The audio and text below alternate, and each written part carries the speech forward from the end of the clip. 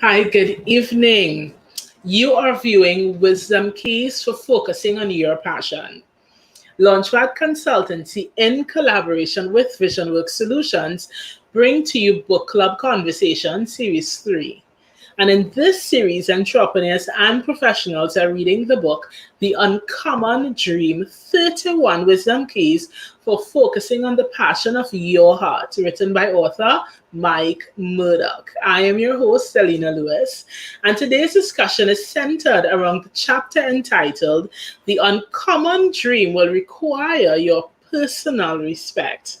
And joining me once again this evening for discussion is Janine Caesar, owner of JC Charm. So I am welcoming with open arms Janine to our studio virtually. Hi, how are you? Hi, Alina. Good night. I'm fine. And you? Good. I'm excited as always to be in with you, even as we chat about this particular chapter here tonight. So, as I always love to ask, what would have stood out most to you in this chapter? This chapter, it was more of a reminder of what is going on in my life.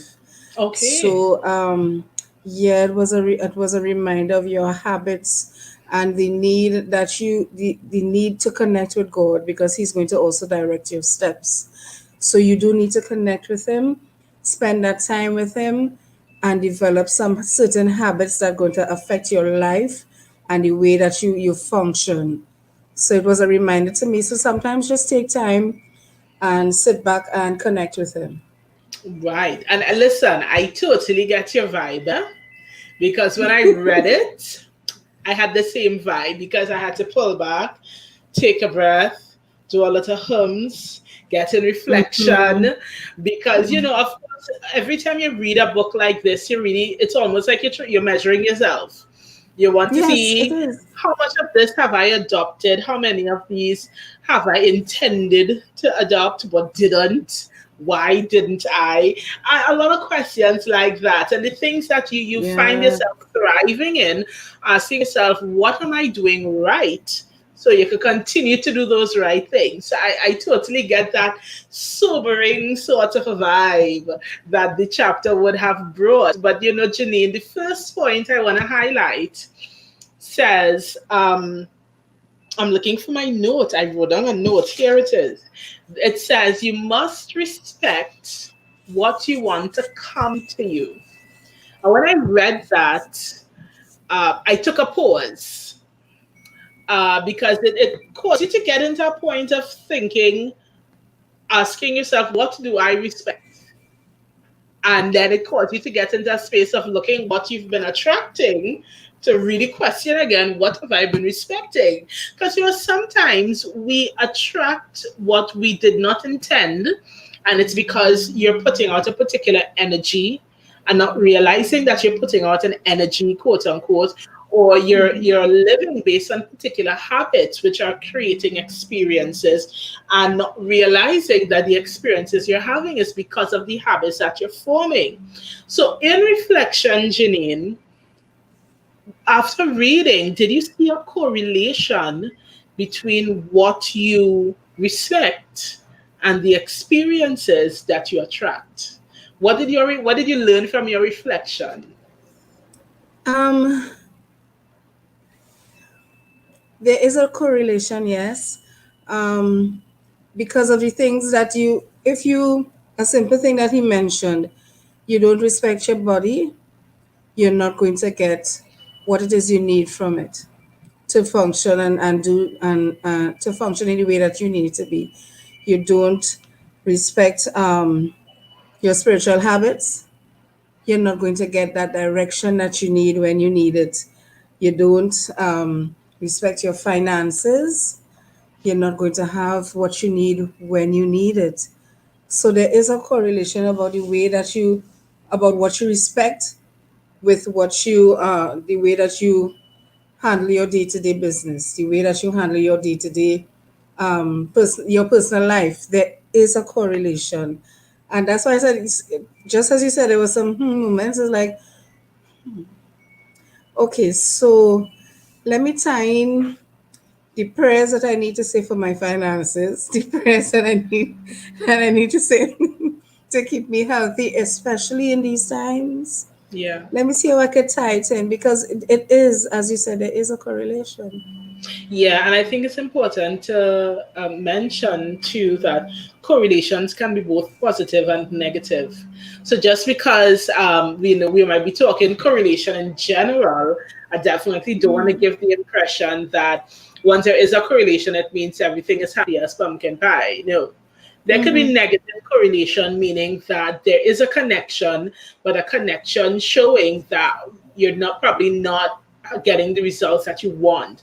So it's important to look at the results, persons who are viewing, persons who are reading, to look at the results that you potentially want to be able to determine what is it that you may or may not need to change in your routines. Now, a very strong statement was made in the chapter Janine. And that strong statement is you must despise where you are before you will ever be where you desire to be. That's a strong statement for many because a lot of It's also a people true think statement. about like that, like I have to despise it. What do you think about that statement? You must But it's despise. It's true. If you don't like where you are, you need to make steps to move and to be in a better place. You have to despise where you are. You don't like where your business is. Sit and wonder. Sit and figure out what do I need to do to move it from here to there. You do how it makes you uncomfortable. I don't want to be here. I need to be there. I need to figure out what it is I need to do to get from here to there. If I don't like the level that I am, and I realized that okay, I need to step up. You need to sit and figure out what do I need to do to move myself from this level to that level. That is You know what you what's need the to do. interesting thing, Janine? That I think it's important not to think that you must despise it because it's horrible. And that You is have to get why some uncomfortable. people might think, oh, why do I need to despise it? Because we usually assume that you need to despise something that is horrible. But it doesn't have to be horrible, it just has to be not where you want to be. And from Mm-hmm. the moment we get so comfortable in where we are that we get just that comfortable, it means we're not going to be striving and pushing as hard to the place that we're saying we want to go. So then if we But you want to can't help follow, it. say that You again. can't help it. You can't help it. Once you have that dream, you can't sit still where you are. That dream is going to force you to move. You're going to say no. This dream If you're requires me tapping to do into X, it, Y, and Z. definitely. Yeah, it's going to make you move. Yeah, definitely. So I think that when we start looking at despising, it's important to recognize it's not that you're hating your life or your life is horrible. Your life could be great. Mm-hmm. It's just you're not Mm-hmm. living the fulfillment of that uncommon dream, as the book That's calls it. correct. So Yeah. that's why we must get up and we must push and get out of our comfort zone to say there is more to be unpacked from within. And I love that. And even as we continue on,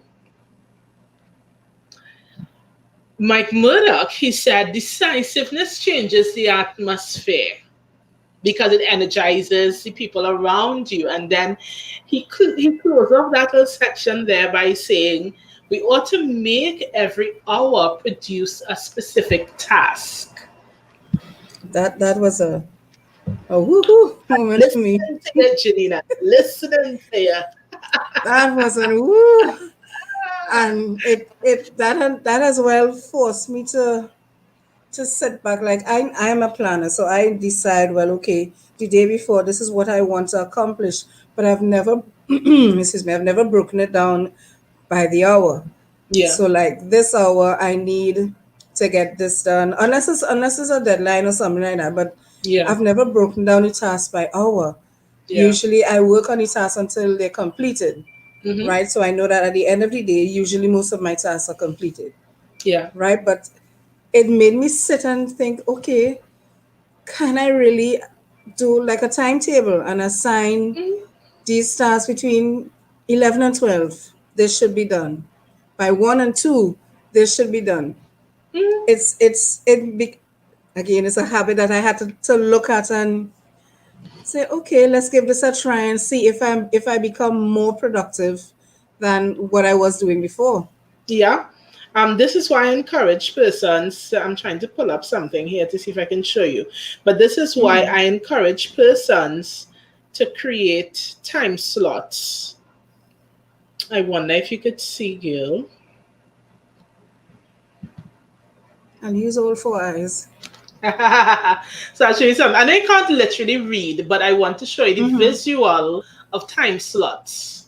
I'm seeing what you, That's yeah, what I'm it seeing it. means to create time slots. Because when you start using your calendar to identify what you have to do, when you have to do it, there's 9 o'clock, 10 o'clock, 11 o'clock.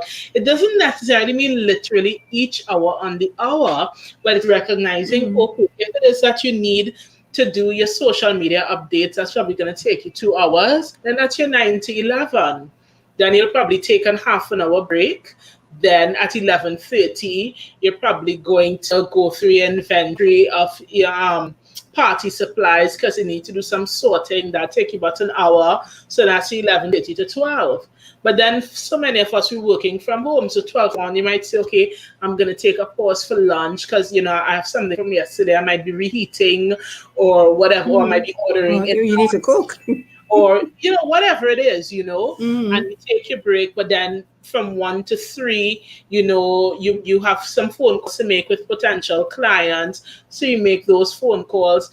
Time slots, I love to encourage people to split your day into time slots, because when you break up your day, and it's not that every day will have the exact routine, because every day is different. Some day might have to Mm-hmm. go out the road and run an errand, so you might be out between 7 and 11 in the morning. You get back in, you take a break, so then the other things might start from 1 and you break down your time. But whatever it is, I think what the author is trying to encourage us to remember is the importance of being very intentional about how we use our My time. time. Mm-hmm. So, because a lot of times I think when we make the list in the morning and say, okay, I want to get these things done, but we don't apportion them into what I like, how I call them, time slots. We don't have those created pockets of time to get it done. What could happen is that we could find ourselves becoming so engrossed, so passionate, so carried away with one particular task that we do that at the expense of the others. And so it's either we overrun and sometimes don't get things done, or we find our days just keep going, and there isn't any time for self care or other priorities, which we should also be including in our day, you know? But the thing is, I work a little differently because of the way, and it's going to sound strange, but the way how my spirit is set up. Um, I know I break it up within what I have to do in the morning, excuse me, what I have to do in the afternoon. So I know by 12 o'clock, these things should be accomplished, right? After lunch, I have a little time to get something to eat if I need to run an errand. And when I get back, this is what I need to have done when I get back home, right? And that's how I work. But because of what he said now, to assign a task for the hour, it's gonna I'm willing to try it, because again, you never know until you try. Two things I'll But I'm say. Sorry, go ahead. no, go ahead, Alina. Two things I'll say. Firstly, we must account for flexibility, because everybody's Mm-hmm. different, and the way that we do it might be a little different, and our days are different. Especially in these COVID days, we don't have standardized experiences nowadays. Many of us who probably working from home, or finding new ways to function in our place of business operations. So flexibility is key. It's very important to keep it running. But I would also say, Janine, there's a place where we all have to ask ourselves periodically, to what extent are my habits working to produce the results that I want? And so, even when you look at that, when you ask yourself that question in your own quiet time, If you come up with it's working great, it means keep doing it the way that you're doing it. But then if you may ask yourself that question and you realize that there are possibly some gaps, then it's just the encouragement to say, you know what, let me try a different way because I want to get as close to embracing the results that I want as possible. I want to get as close to that as possible. Yeah. But even It's as not sorry, go ahead. it's also an opportunity to see if you can become better. And Definitely. I'm always going to embrace that. Always going to Definitely. embrace that. Yeah. And as he continued on in the book, he talked about your dream deserving your time. And he mentioned a couple of things, but one of them that I highlighted that I wanted to ask you is the second one where he said, stop doing tasks that do not affect the outcome of your dreams. And my question is, how do you even start to identify the tasks or the things that don't affect the outcome?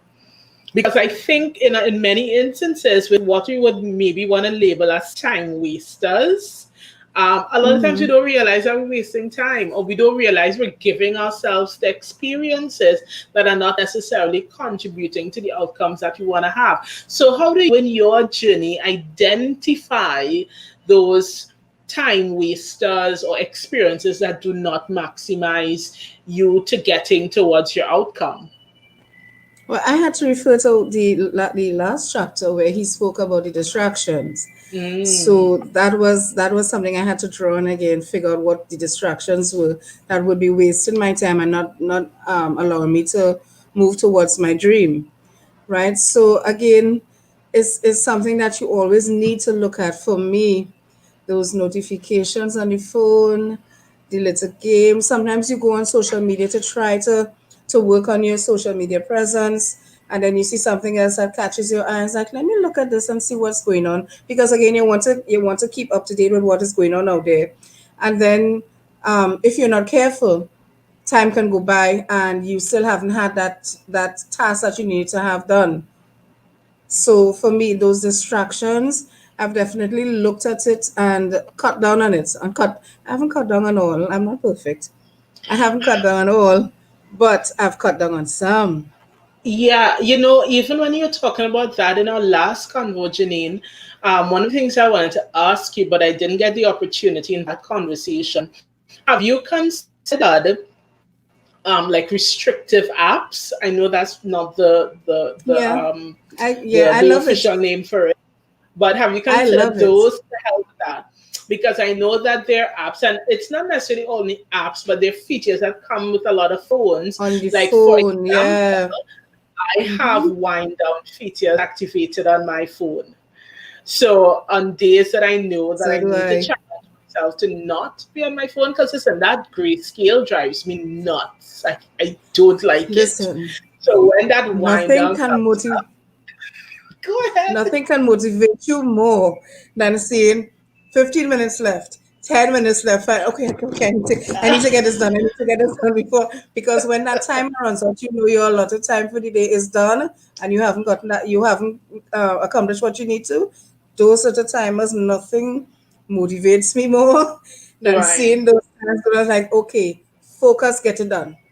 I Yeah, love because it. it makes me think now, even like you talk about time on social media, let's say you've allotted an hour or 2 hours or whatever is your amount of time to be on social media for the day, then if you put a restriction, like I'm not going to be able to access social media for more than this amount of time, then once you've done the business element, you've completed that and you're probably browsing and didn't realize it's going to cut off Mhm, on you, and you're going to have to decide and now have and not just you as in you, anybody have that mhm. discipline now to say, okay, I should have spent more time doing the business because now I need to stop.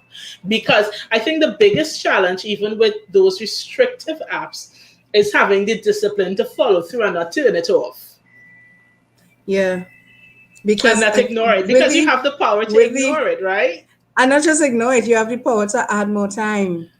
Right. So it's you again, you really do need It's a that discipline to discipline. say, okay, I'm not going to touch and add 5 more minutes because I can't guarantee that. Get it done. Get it done and move on. Move on, get Yeah. something else done. And Janine, you mentioned it before, but I want to bring it up again where Mike Murdoch spoke about the importance of establishing habits that show respect, whether it's for your body, your finances, your relationships, or whatever. And my question to you is, have you established habits? Have you been able to get to that place where you do it? And what was your thought process in getting to a place where you establish habits that give respect to all of these core areas of your life? For me, as I said, I allot the my tasks to the time of day. And when you realize that you've completed those tasks sooner than you expected, the relief that comes with it, your stress level just goes all the way down. I love that. I Yeah. love that. So that was one way for me to deal with it. Um, Trying to work on those habits and trying to get it out like that. But you know what? I really believe that it's important to pay attention to the small details. I'll give you an example. An optimal day for me starts with celery juice in the morning, Mm-hmm. and then maybe an hour later, coffee, and then maybe an hour later, breakfast. Now, if I do not drink celery juice in the morning, I am hungry beyond explanation. If I eat heavy early in the morning, I become lethargic and my focus goes. So, something as simple as me figuring out my routine of what I drink and what I eat and the order in which I do it literally affects my energy level and my sense of focus. So, something as simple as a habit for me, if I know I want to keep my everyday productive, I need to have a routine that says, Alina, you get up in the morning, you do your juicing, then you do your coffee. I don't even have to do the coffee, yeah, but I like coffee. Do the coffee, and then I know coffee is your trigger word, right, Janine? And then I do the breakfast, and then whatever to come. And something as simple as those three things in that order literally affects the rest of my day. That on the days where I switch it out, I don't do the juicing, or I don't do the coffee, or I eat first and I switch it around, my entire day is shuffled.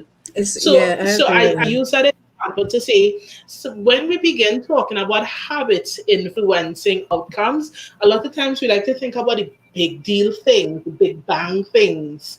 But a lot of times it's the little things that contribute to the way you feel, your energy level, your mood, your focus, your preparedness that makes a huge difference in the ability to accomplish tasks every day because we want it to be a consistent experience. Talk to me. Can I give you a little bit of an insight?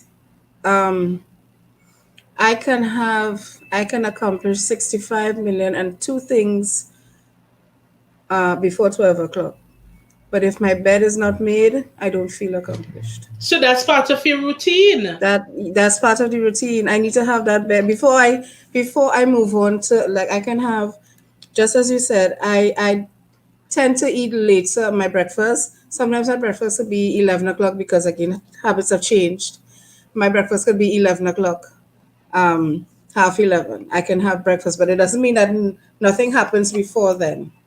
But once I have not made that bed, it feels like nothing.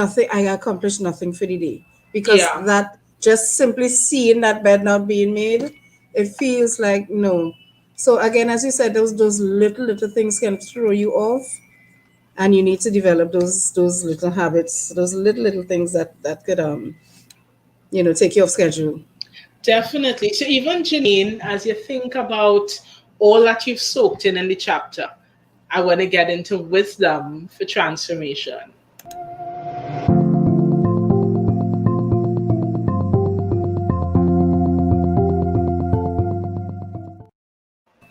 So what is the actionable thing that you're going to be taking with you having read this chapter? Well, he mentioned that your environment determines your belief and behavior.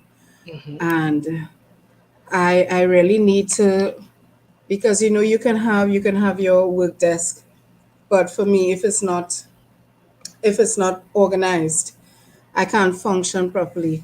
If I don't have the little things like my coffee that can give me peace of mind, that that builds my environment and gives me that movement, Yeah, yeah, it can really set you off. And you also need those people around you who are going to help you or give you the encouragement to keep moving forward to that dream. All of that builds your environment. The people that you're around, the things that you're around, those things help you. So I need to again work on my environment. I don't think I have much to do where that is concerned, because I do like my space and I do like my friends, I do like my family. Right. So but again, there's always room for improvement. I can work on my space and see if it helps me a little bit. definitely. And I want to encourage persons to consider having a standardized approach. Um, Over time, when we see how things produce results in our lives, we could begin to create flexibility and adjust. But if it is habits and the execution of habits is a place of challenge, don't start from being flexible and doing it like this and just be all over the place. No, get a standardized approach first. Start with a base. Or when you get a standardized approach, which is start with a base, plan your everyday, break up your day into portions, have goals for that day, and then you look at how it fits into your life. Then introduce some flexibility so you could improve the outcomes that you're looking for in your everyday success experiences. So, Janine, as always, I want to encourage you to share something about your business so persons can learn just a bit more about JC Charm. Okay, well, JC Charm is an event management company.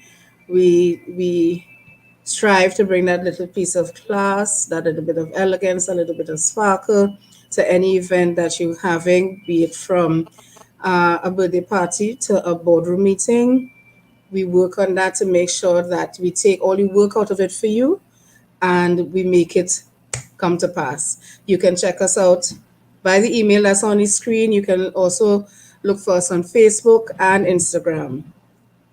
Awesome. And of course, this program is brought in by the collaborative effort of LaunchPad Consultancy and VisionWorks Solutions. And reminding you to learn more about LaunchPad Consultancy, you can visit www.caribbeanservicenetwork.com. So, once again, we thank those who took time to view and to take part and to share the video. And be sure to subscribe to the page, click that notification bell so that once we have new uploads, you would get notified and you would know to tune in so you can join in on the conversation live.